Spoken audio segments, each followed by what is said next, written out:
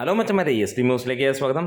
ലോകയുടെ തീക്കാറ്റടിച്ച് box office ആളിക്കത്തുകയാണ്. ഇന്ന് 33-ാം ദിനത്തിലും അത് തന്നെയാണ് നമുക്ക് കാണാൻ കഴിയുന്നത്. ഒരു സിനിമയ്ക്ക് 33-ാം ദിനത്തിൽ ഇത്രത്തോളം കളക്ഷൻ നേടാൻ കഴിയുമെന്ന് മലയാള സിനിമ ചിന്തിച്ചിട്ടില്ല. അത് തന്നെയാണ് ലോക. മമ്മൂട്ടിയോ മോഹൻലാലോ ദുൽഖറോ ഒന്നുമല്ല ഇതിനകത്തിൽ പ്രധാന കഥാപാത്രമായി എത്തിയിരിക്കുന്നത്.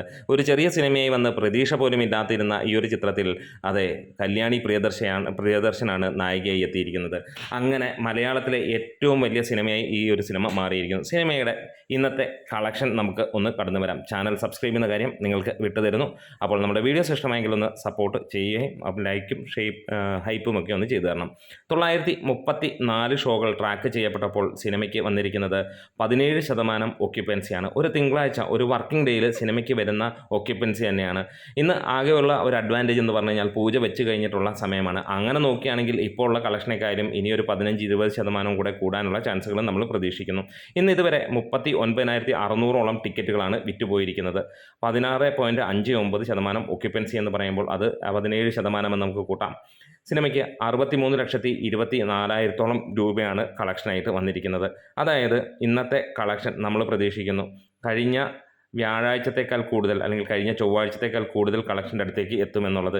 ഇന്ന് 84-85 ലക്ഷം രൂപയാണ് സിനിമയുടേതായി ബോക്സ് ഓഫീസിൽ നിന്ന് പ്രതീക്ഷിക്കുന്നത്. അക്ഷരാർത്ഥത്തിൽ ഞെട്ടിയില്ലേ എന്നല്ല ചോദിക്കുന്നത്, ഞെട്ടിപ്പോയി എന്ന് തന്നെയാണ് പറയാനുള്ളത്.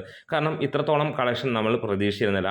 50 തൊട്ട് 70 ലക്ഷം രൂപ വരെ വരുമെന്ന് പറഞ്ഞിരുന്നെങ്കിൽ അവിടെയും ഒരു 15 ലക്ഷം രൂപയുടെ അധികമുള്ള വരുമാനം വരുന്നതായി നമുക്ക് കാണാൻ കഴിയുന്നു. അതിൻ്റെ ഒറ്റ കാര്യമേ ഉള്ളൂ, ക്വാളിറ്റി എന്ന് തന്നെ പറയുന്നത്. അത് തന്നെയാണ് ലോകയ്ക്ക് ഉള്ള മുഖമുദ്രയും. വേറെ ഒന്നുമല്ല ഈ ഒരു സിനിമ സാധാരണ പോലെയുള്ള സിനിമ, പക്ഷേ ക്വാളിറ്റി എക്സ്ട്രാ ഓർഡിനറി. മലയാളിക്ക് ഈ ഒരു കാലഘട്ടത്തിൽ അല്ലെങ്കിൽ ഇതുവരെയുള്ള കാലഘട്ടത്തിൽ കണ്ടതിൽ വെച്ച് ഏറ്റവും ക്വാളിറ്റി വർക്ക്. അതുകൊണ്ട് തന്നെ സിനിമ കുതിച്ചു കൊണ്ടിരിക്കുന്നു.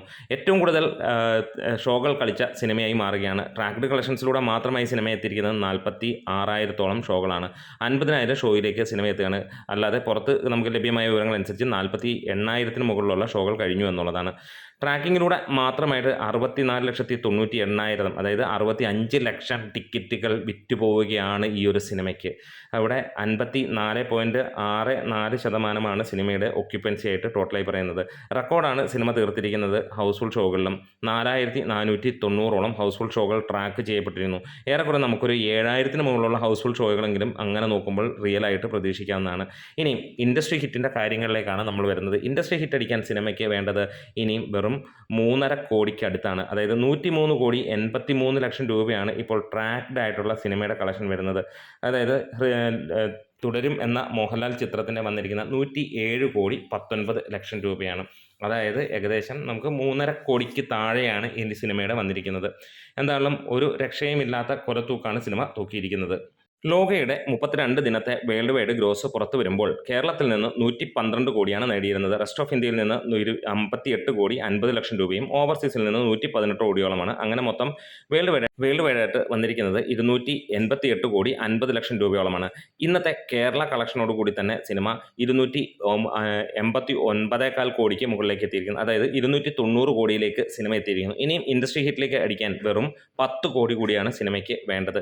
ഇന്നലെ വരെയുള്ള കണക്കുകൾ പ്രകാരം 7 കോടിയോളമായിരുന്നു സിനിമയ്ക്ക് കേരളത്തിൽ അല്ലെങ്കിൽ ഇൻഡസ്ട്രി ഹിറ്റിലേക്ക് എത്താനുള്ള ആ ഒരു ദൂരം. അങ്ങനെയാണെങ്കിൽ ഇന്നത്തോടു കൂടി അത് ഏകദേശം 6 കോടി 20 ലക്ഷം അല്ലെങ്കിൽ 25 ലക്ഷം രൂപയിലേക്ക് എത്തുകയാണ്. അവിടെയും സിനിമ അങ്ങനെ കുതിച്ചു വരികയാണ്. എന്തായാലും ലോക നമ്പർ 1 ആയി മാറുന്നു. ഇനിയും നമുക്ക് മറ്റ് ഡീറ്റെയിലും കാര്യങ്ങളുമൊക്കെ അടുത്ത വീഡിയോയിലേക്ക് വരാം. നമ്മുടെ വീഡിയോസ് ഇഷ്ടമായെങ്കിൽ ഒന്ന് സപ്പോർട്ട് ചെയ്ത് തരണം. Thank you bros.